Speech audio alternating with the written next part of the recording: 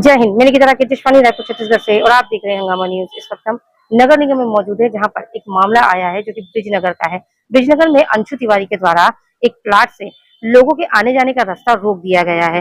तकरीबन 150 से 200 लोगों का 200 परिवार जो है वो वहां पर निवास करते हैं, लेकिन उनके आने जाने का जो रास्ता है वो ब्रिजनगर के उस मैदान से होकर के आता है, जिसे अंशु तिवारी अपना कहकर उस रास्ते को बंद कर दिया। पूर्व में भी इसकी शिकायत कई बार की जा चुकी है जोन में, और जोन के द्वारा वहां पर उस बाउंड्री को तोड़ भी दिया गया था। एक तरीके से हम ये कह सकते हैं कि उस जगह पर बाउंड्री का बनना और बार बार उस बाउंड्री को तोड़ना ये लगातार चलता आ रहा है। कहीं ना कहीं जो प्रार्थी है उन्होंने इस पूरे मामले में जोन की निगम की संलिप्तता भी बताई है। क्या कुछ पूरा मामला है और क्या कुछ प्रार्थियों का कहना आता है, आइए उनसे जुड़ते हैं और जानने की कोशिश करते हैं। तब तक बने रहे हमारे साथ और देखते रहिए हंगामा न्यूज। क्या कुछ मामला है ब्रिजनगर का जिसे लेकर के आप महापौर तक के पास शिकायत के लिए आए?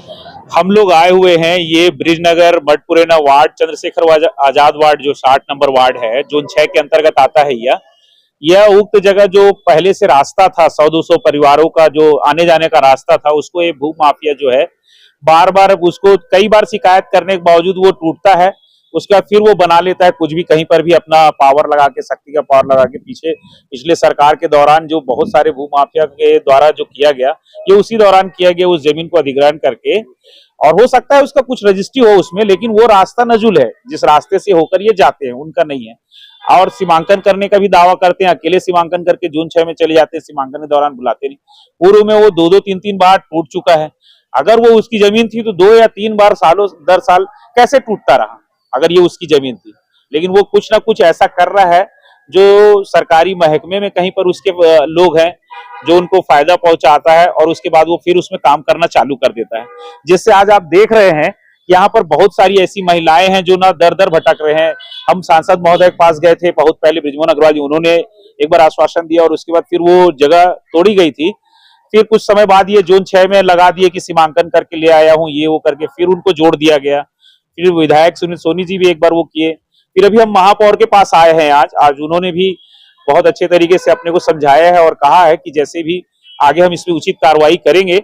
लेकिन इसमें क्या है, 100-200 ऐसे परिवार हैं जो मतलब प्रभावित हो रहे हैं, उनको रास्ता नहीं मिल रहा है। जिस रास्ता से वो बरसों से आ रहे थे, जा रहे थे, वो रास्ते को रोका जा रहा है भूमाफियाओं के द्वारा। अगर वो उचित होगा तो सभी के सामने, मीडिया के सामने वो सीमांकन हो जाए, वो चीजें तो क्लियर हो जाएंगी। लेकिन ऐसा नहीं है कि वो न पेपर्स दिखाएंगे ना कुछ करेंगे, सिर्फ रास्ता बंद कर देंगे।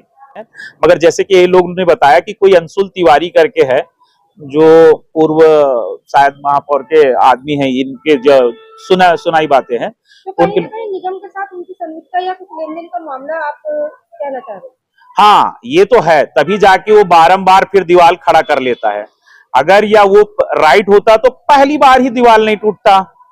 अगर वो राइट था तो जो 2 बार दीवार टूट चुकी है तो पहली बार ही नहीं टूटता। तो ऐसी क्या वजह थी कि जोन आकर पूरी बिना कार्रवाई करता है? क्या उस दिन उसके पास पेपर्स नहीं थे? क्या उस दिन उसके पास दावा करने के लिए कुछ नहीं था जिस दिन निगम आकर तोड़ी हुई है? तो हमारे पास तो पेपर्स के पूरे रिकॉर्ड है, जो पिछले बार पेपरों में छपा कि उस दीवार को तोड़ी गई। उसके बाद वो क्या करता है, जैसे साल 2 साल बीतता है फिर उस पर दीवार लगा देता है।